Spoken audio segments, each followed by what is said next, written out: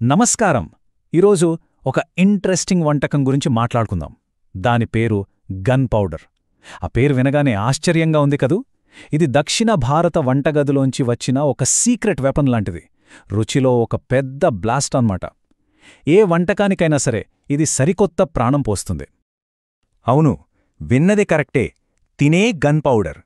కాని కంగారు పడకండి, ఇది పేలే ఆయుధం కాదు, రుచిని పేల్చే అస్త్రం.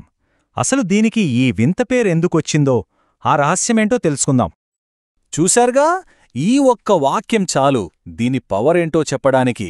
ఇది ఊరికే కారం మాత్రమే కాదు, ఇందులో బోలెడు రుచులు కలిసిపోయుంటాయి. ప్రతి ముద్దలోనూ ఒక అద్భుతమైన ఫ్లేవర్ ఎక్స్ప్లోషన్ అన్నమాట. సరే, ఇప్పుడు దీని గురించి కొంచెం డీప్గా వెళ్దాం. ఈ గన్ పౌడర్ అంటే ఇదేదో సరదాకి పెట్టుకున్న పేరు అనుకుంటే పొరపాటే.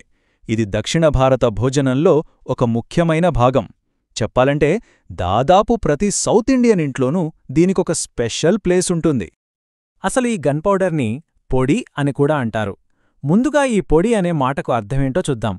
సింపుల్గా చెప్పాలంటే భోజనం రుచిని నెక్స్ట్ లెవెల్కి తీసుకెళ్లడానికి వాడే రకరకాల మసాలా పొడులని పొడి అంటారు. ఇది భోజనంలో చాలా ముఖ్యమైనది.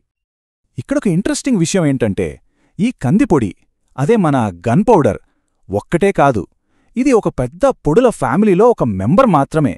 ఇక్కడ చూడండి, ఇడ్లీ పొడి, కరివేపాటు పొడి, వేరుశనగ పొడి, అవిసెగింజల పొడి, ఇలా చాలా రకాలున్నాయి. ప్రతి పొడికి దానిదైన ఒక స్పెషల్ టేస్ట్ ఉంటుంది. రుచి మాత్రమే కాదు, హెల్త్ పరంగా కూడా ఇది సూపర్బ్. ఎందుకంటే కందిపొడిలో అస్సలు నూనె ఉండదు, గ్లూటెన్ ఫ్రీ. ఇంకా చెప్పాలంటే ఇది 100% ప్లాంట్ బేస్డ్. అంటే రుచికే రుచి, ఆరోగ్యానికి ఆరోగ్యం. అయితే అసలు ప్రశ్న, ఇంత అద్భుతమైన రుచి దీనికి ఎలా వస్తుంది? ఆ ఫ్లేవర్ వెనుకున్న సీక్రెట్ ఏంటి? రండి, దీనిలో వాడే ఒక్కో ఇంగ్రీడియంట్ని విడదీసి చూద్దాం. వాటి పాత్రేంటో తెలుసుకుందాం. ఓకే, ఇక్కడ చూడండి, దీని బేస్ మొత్తం కందిపప్పే. కానీ దానికి కొంచెం చేదుంటుంది కదా, దాన్ని బ్యాలెన్స్ చేయడానికి శనగపప్పు వాడతారు. ఇక గన్ పౌడర్ కిక్కిచ్చేవి ఎండుమిరపకాయలు. జీలకర్ర, వెల్లుల్లి ఏమో మంచి సువాసనని, ఫ్లేవర్ని యాడ్ చేస్తాయి. కరివేపాకు ఆప్షనల్ అయినా వేస్తే రుచి పెరగడమే కాదు, డైజెషన్కి కూడా హెల్ప్ అవుతుంది. చూసారా, ప్రతిదానికి ఒక పర్పస్ ఉంది. సరే, ఇంగ్రీడియంట్స్ గురించైతే తెలిసింది. మరి దీన్ని ఎలా తయారు చేస్తారో, ఆ ప్రాసెస్ ఏంటో చూద్దాం. ఇది సింపుల్గా వంట చేయడంలా ఉండదు, ఇదొక రకమైన కిచెన్ మ్యాజిక్ లాంటిది. ఈ మొత్తం ప్రాసెస్లో ఒక్కటే ఒక్క గోల్డెన్ రూల్ ఉంది. అదేంటంటే ప్రతి ఇంగ్రీడియంట్ని విడివిడిగా వేయించడం. ఎందుకంటే ఒక్కోదానికి వేగడానికి ఒక్కో టైం పడుతుంది. అన్నీ కలిపి వేయిస్తే కొన్ని మాడిపోతాయి, కొన్ని పచ్చిగా ఉండిపోతాయి. అందుకే సపరేట్గా వేయిస్తేనే పర్ఫెక్ట్ టేస్ట్ వస్తుంది, పచ్చివాసన రాకుండా ఉంటుంది. ప్రాసెస్ చాలా సింపుల్. జస్ట్ ఈ 5 స్టెప్స్ ఫాలో అయితే చాలు. ముందుగా ఎండుమిరపకాయల్ని డ్రై రోస్ట్ చేసుకోవాలి, మంచి ఘాటైన వాసనొచ్చే వరకు. తర్వాత పప్పుల్ని, కందిపప్పు, శనగపప్పుని గోల్డెన్ బ్రౌన్ కలర్ వచ్చే వరకు కలుపుతూ వేయించాలి. ఆ తర్వాత కరివేపాకు, వెల్లుల్లిని క్రిస్పీగా అయ్యేంతవరకు వేయించి లాస్ట్లో ఒక్క నిమిషం జీలకర్ర వేసి దించేయాలి. ఇప్పుడు ఫస్ట్ గ్రైండింగ్లో మిరపకాయలు, వేయించిన సుగంధ ద్రవ్యాలు, ఉప్పు వేసి మెత్తగా పొడి చేయాలి. ఫైనల్గా వేయించిన పప్పులు కూడా వేసి కొంచెం బరకగా ఉండేలా గ్రైండ్ చేసుకోవాలి. అంతే. ఇక్కడొక చిన్న టిప్, పొడిని మరీ మెత్తగా పిండిలా చేయకూడదు, కొంచెం బరకగా, రవ్వరవ్వగా ఉండాలి. అప్పుడే అన్నంలో కలుపుకొని తింటున్నప్పుడు ఆ టెక్స్చర్ భలే ఉంటుంది. సో ఆ కరెక్ట్ టెక్స్చర్ తీసుకురావడం చాలా ఇంపార్టెంట్. సరే, ఇంత కష్టపడి చేశాం కదా, ఇది ఎన్ని రోజులుంటుంది? మంచి ఎయిర్ టైట్ డబ్బాలో పెడితే ఇది ఈజీగా 2-3 నెలల వరకు ఫ్రెష్గా ఉంటుంది.